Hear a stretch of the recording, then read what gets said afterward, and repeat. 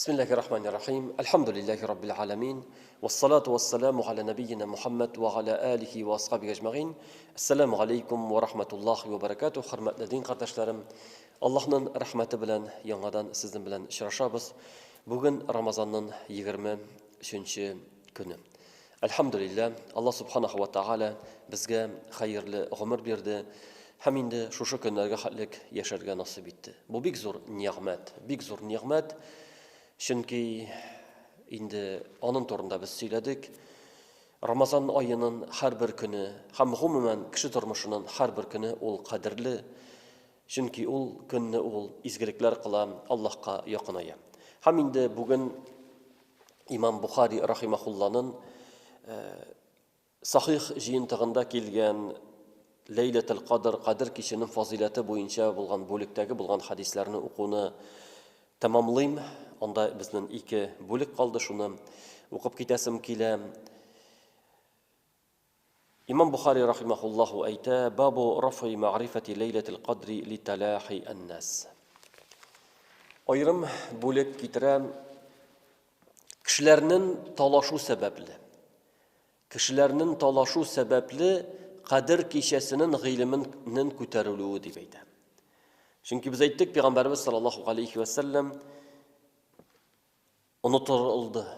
Kadir kişisi unutuldu dibeydi. Yani tügel günü, mesela bir günü, bir yılını Peygamberimiz sallallahu aleyhi ve sellem çünde kurule, lakin onları unutuldu. Mine şunun torunda hadis. İmam Bukhari rahimahullah şalbır bilen kitire Enes Ubade İbni Samit isimli sahaba Ubade İbni Samit radıyallahu anhu ayta Kharacan Nebiyyü sallallahu aleyhi ve sellem liyukhbirana bi leyletil kadr. Bir vakitne de Peygamberimiz sallallahu aleyhi ve sellem bizge Kadir kişisinin haber itirge çıkan idi. Çünkü ondan soragan bulalar, o cevap vermegen bulan, onlara haber itirge çıkan idin. Fetelaha raculani minel muslimin. İki Müslüman kişisi tavuş ko'tarib talaşa. Nindidir sebep? Sahabalarda kişiler buldu. Yani kişiler arasındağı bulgan talaş, iki kişi birisi tavuş ko'tarib talaşalar. Faqala Peygamberimiz aytdi: "Kharajtu li yukhbirakum bi leyletil kadr." Sizge Kadir kişisi turunda haber itirge çıkan idim. Fetelaha fulanun ve fulan farufihat. Fulan bilen fulan ikisi talaştılar, şul sebeple onun gılımı minden küterildi di. Ve asa en yekune hayran lekum. Belki o sizin için hayırlıraktır dibeydi. Sizin için o hayırlırak, yani onun gılımı küterilü sizin için hayırlırak. Feltemisuha fit tasi'ati ve sabi'ati vel khamisah. Onu izlegiz 9. 7. hem 5. dibeydi. Yani 9'u qaysı günler. Ahırғы 10 gün ikanin bilemiz. Bunda 9 iki ihtimal. 9. 29'u yaki 9 kalgandan sonrasan 21'i. Yaki 23'i yaki 27'si. 25'i ne toru kilemne. Şuşundu kişilerge toru kilem. Lakin ahırғы 10 gün. Ahırғы 10 gün hem biz indi ahırғы 7 gün diptegin kitirildi hadisler ötken tapşurda min İmam Bukhari rahimahullah kitirgen hadislerini kitirdim. Onda türlü günler iske alıngan. Hem biz ayttık Allah Teala şuşu ahırғы 10 günde onu yaşırdı. Hem indi küp ihtimal ol mine 24 günü diyen mine bizden bugün kıyaş bayıgaş 24. kişe başlana. İbni Abbas 24'ü dip aytaydı. 23 diptegin, mesela o kişe buldu, aytildi. 27'si turunda dağın kişiler var. En mühimi, bu hadisten biz nerse olamız. Allah Teala koy bir günahlar arkasında. Bu talaş, ızgış, İslam dininde tıyılgan aybır. Yani onlar yaxşılıkka alıp barmay. Talaşu yaxşılıkka alıp barmay. Bunda bir misal görəbiz. Peygamberimizden onun gılımı küterildi, Kadir kişisinin gılımı küterildi. Şu sebep arkasında deydi. Sahih Muslimda kela bir hadis Peygamberimiz tushimda ko'rsatildi, anlara mening oilam uyatdi-da, shunda unutildi deb aytdi. Mana qo'y bir olimlar birga jiyalar bu ikki hadisni. Ya'ni masjidda tovush eshitilib, shu sababli narsa bo'ldimi ekan deb Peygamberimizni uyatalar. Shu vaqtda Peygamberimizga ko'rsatilgan bo'lan, hamul kisak uyanib, shu tovush orqasida olar yonlashiga ham onun g'ilimi ko'tariladi. Ya'ni sabab shu kishilarning talashulari. Shunga ko'ra, shuning uchun mana biz ihtiborli bo'lirga tegishlimiz. Qishqirishu, talashu bir qachonda yaxshilikqa olib bormay. Ul xotin-qiz tarafidan bo'lami, erlar tarafidan bo'lami. Kimdir qishqirib nasadir o'natmoqchi bo'ladi. Hatto aytalar bit, qishqirib ne uchun kishi ikkisi bir-birisi bilan olar yanashatiralar, bir-birsini qishqiralar. Ne uchun? Chunki ular bir-birsini anglamaylar. Yaqinda bo'lsa dag'in ulanlar jitkira olmayim deb o'ylaydi. Qachon kishilarning yuraklari yaqin, ular shidda bo'lsalar dag'in ular bir-birsini anglaylar. Hatto so'zsiz degan kishi bir-birsini anglaydi, agarda ularning yuraklari birga bo'lsa. Qachon kishilarning yuraklari ayrim bo'lsa, mana shu vaqtda kishi qishqirib bir-birsini anglatmoqchi bo'ladi. Avul endi albatta kirisincha bahasga, talashuga olib kela, hamoning natijalari bik oyonish.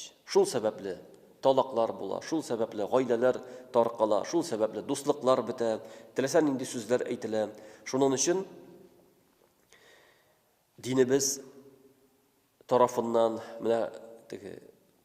dinimiz tarafından shunday qishqirishlar, talashlar olar tıyıla.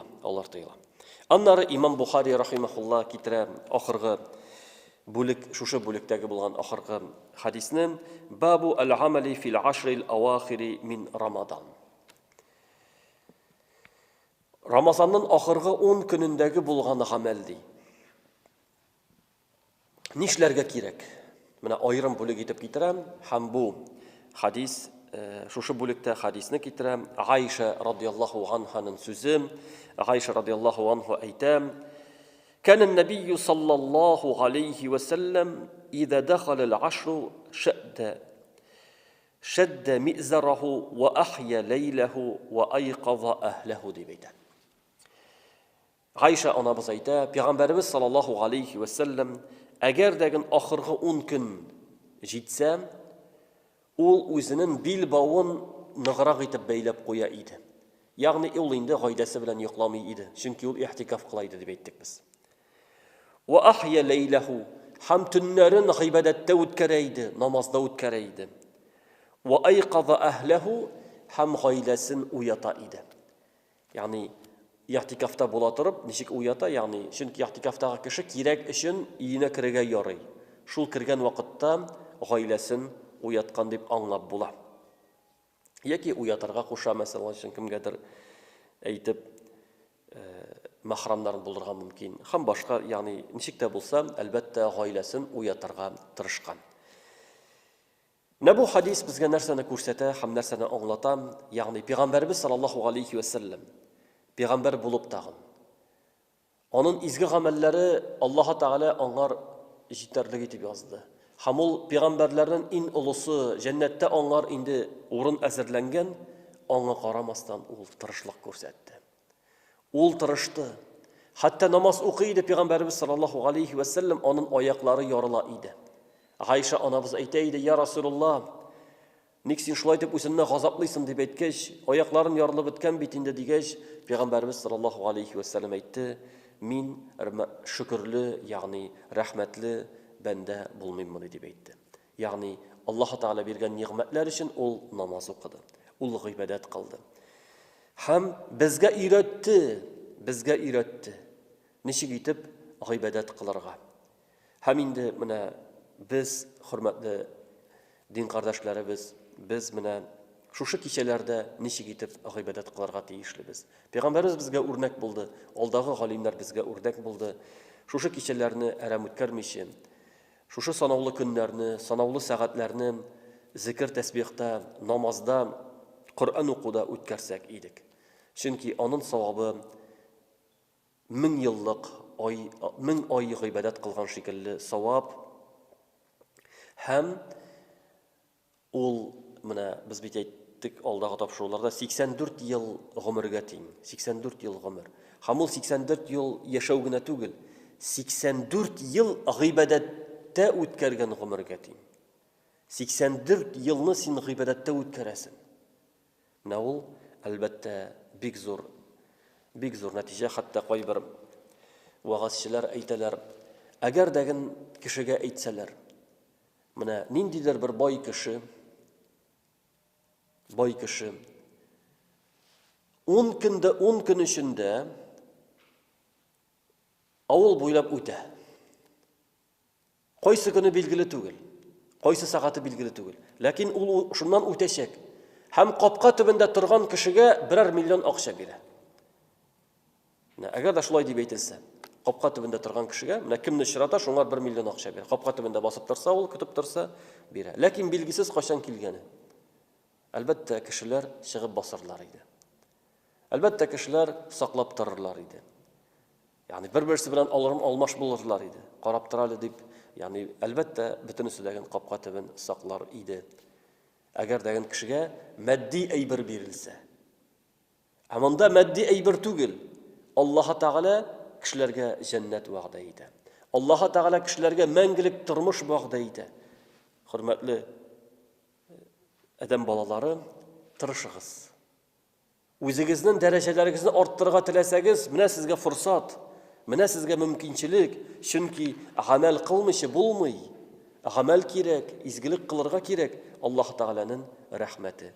Шуңа күрә, хөрмәтле дин кардәшләрем, менә инде шушы Имам Бухари рахимахуллаху хадислар җыентыгындагы булган хадисларны китергә теләдем, чөнки әлбәттә кемгәдер ул танышу дагын булсын өчен хадислар китерүе, һәм шулай ул андый бүлекләр бар. Башка галимнәрнең китапларында, Сахих Муслимда мисал өчен, Тирмизидә, Абу Давудта һәрберсендә шушы кадер кичәсенә багышланган бүлекләр бар.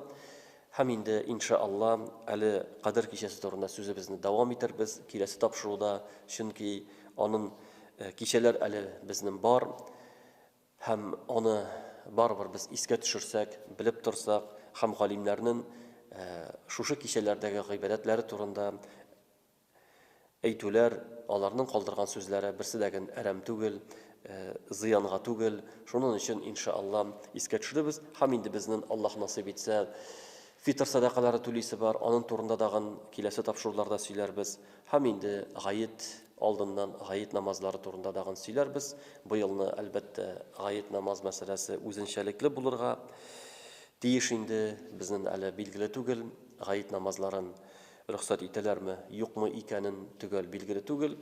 Әгәр дәген мәчетләрдә уку рөхсәт ителмәсә, аның турында дагын ничек итеп без бәйрәмне үткәрергә тиешлебез, аның турында иншалла аерым сөйләп китермен. Аллаһ субханаһу ва тааля барчаларыбызга файдалы гыйлемнәр алырга һәм аның белән гамәл кылырга насыйп итсен. Бүген вәгъдә иткәнчә шул тәфсирне дәвам итәм.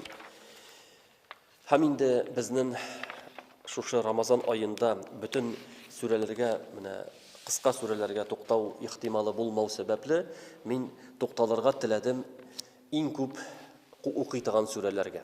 Менә бүген шуның берсенә тукталам. Калганнары күбрәк укыла торган сүрәләргә тукталасым килә, чөнки аны күп кеше яттан белә һәм намазларда укый, шуларга шушы Рамазан аендагы булган тапшыруларда тукталасым килә. Бүген тукталасы килгән сүрә ул Гаср сүрәсе. Вәл Гаср. Без күбебез аны яттан беләм һәм иң беренчеләрдән, гадәттә кеше өйрәнгәндә иң беренчеләрдән шушы сүрәне ятлый. Кыска гына сүрә, 3 аяттан тора, Мәккәдә ингән сүрә, әмма ләкин бик тирән мәгънәле сүрә. Хәтта Имам Әш-Шафиғи исемле галим әйтә, әгәр дә Аллаһ Тәгалә кешеләргә динне аңлар өчен бүтән сүрә иңдермәгән булса, шушы сүрә җитәр дип әйтә. 3 аяттан торган сүрә, шушының мәгънәләрен кеше аңласа, ул аңар җитәр иде ди. Әйдәгез, шуның мәгънәләренә тукталып карыйк. Бисмиллаһир-рахманир-рахим. Аллаһ Тәгалә әйтә: "Вал гаср". Вал гаср. Заман ва гаср белән яки көннең кичке күләме белән яки икенде намазы белән ант итәмен ди. Ягъни Нугмани тәфсирендә шулай килә. Ал-гаср ул заман, ул вакыт. Шулай гаср әйтелә икенде намазына. Икенде намазына. Монда инде галимнәр әйттеләр, кичке вакыт яки икенде намазы, күпчелек галимнәр әйтте, Аллаһ Тәгалә гаср белән ант итә. Менә монда ант итә вакыт белән. Чөнки вакыт эчендә кеше яши.